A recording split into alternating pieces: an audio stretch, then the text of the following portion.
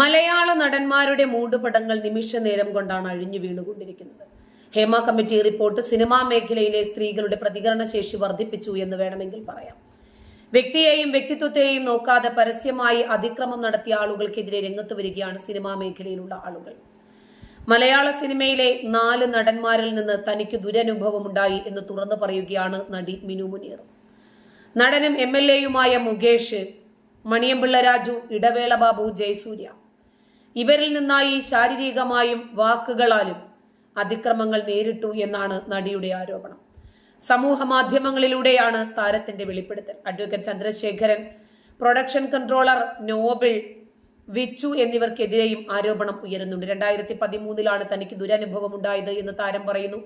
അഡ്ജസ്റ്റ്മെന്റിന് തയ്യാറല്ലാത്തതുകൊണ്ട് മലയാള cinema മേഖല ഉപേക്ഷിക്കേണ്ടി വന്നു എന്നും സിനിമയിൽ തുടരാൻ ആഗ്രഹമുണ്ടായിരുന്നെങ്കിലും സാധിച്ചില്ലെന്നും നടി മിനു മുനീർ